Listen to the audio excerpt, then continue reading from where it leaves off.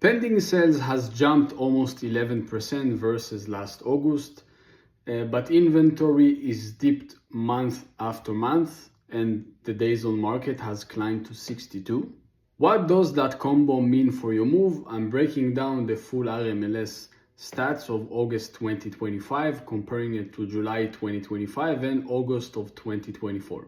Hello everyone, for you new to my channel, my name is Amit. I'm a local Portland realtor. I help people buy, sell and relocate to Portland in the smart way. Today we're going to talk about some numbers, the market report, what does that mean for buyers and sellers in today's market, and what will be the action plan for September.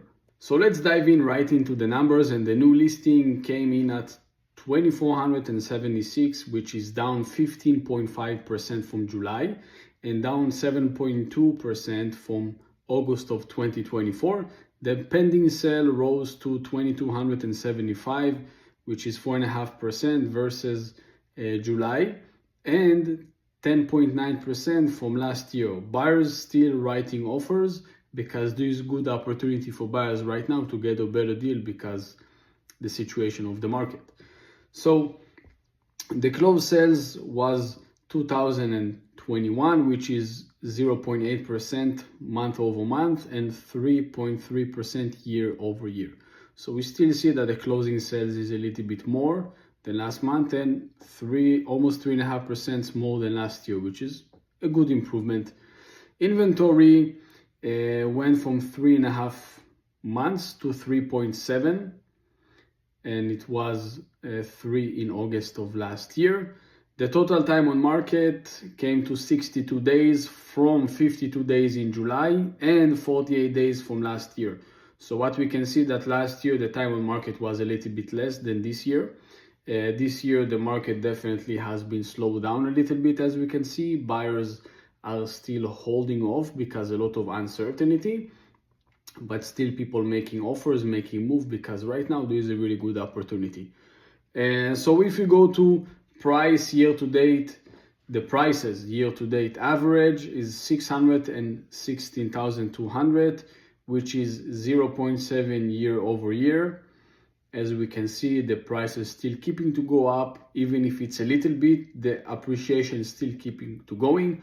So for you people that are afraid of a crash, we don't see something that is gonna maybe make a crash. The price is still going up, so you still have the good appreciation.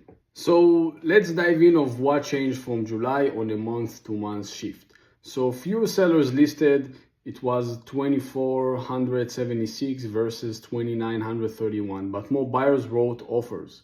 It was 2,275 versus 2,177.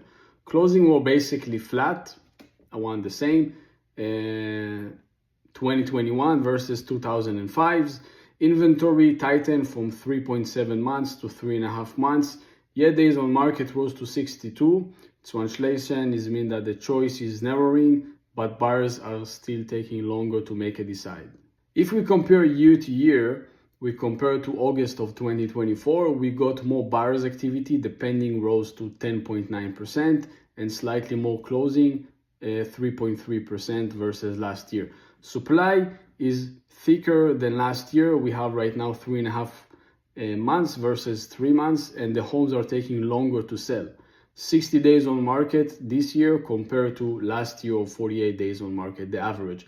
The price trend year to date is mostly up, average 0.7%, which is not much, but a little bit, but still the prices are going up. Now, what is market meaning for buyers? So you can leverage the days on market. Right now we are about 62 days on market average. So you need to leverage those days to negotiate with the seller, which will be more negotiable about some credits and repairs, or maybe even less in the asking price. Second thing, you need to act fast on the good stuff. The inventory dipped to 3.5 months, but still the good stuff move quickly. So you need to be ready with the pre-approval and terms ready. Be data driven. I will pull some comps from the neighborhoods and see what will be the best thing to do. We not need to make the highest offer, but we need to make a good offer with amazing terms. Maybe even consider a rate buy down, because if you can negotiate a credit to buy the rate down, because the appreciation of the homes was not that much, it may be better for you in the long term after the 5-7 years mark versus if you can get a house for a little bit cheaper. So you need to consider those two options as well.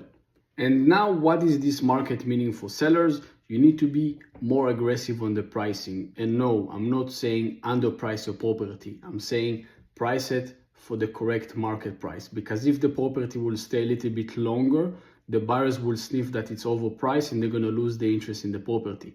So what you should do is market it aggressively, correctly. And if after 14 days there is not the activity that you and your realtor are expecting, you should see what you should do next. Maybe a price reduction will be a smart move to do.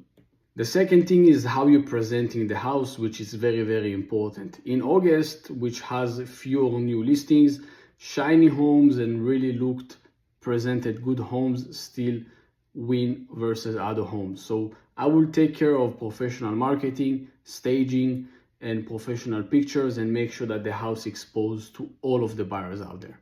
You can offer some concession as a strategy to attract people. You can offer buyers some rate buy down and credit for closing costs, and you can extend the pool buyers to your property, and that will not even show that like you're doing a price reduction. That can be also a good thing to do. Timing is also something that is very, very important. After Labor Day, people were going back to school, so people are holding off a little bit. So what we're going to see in September is a little bit step up in the buyer activity. If you're ready to put your house for sale on the market, I can help you do it on the best way, on the quality way, and also in really fast, so we can hit the market as soon as possible. So here is what I think about September. New listing gonna come to the market specifically after the holiday, and it will keep the inventory kind of balanced. If the rates will come down, the pending properties will react fast, and I'm watching also price reductions volume.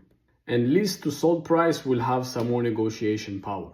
Thank you guys for watching this video.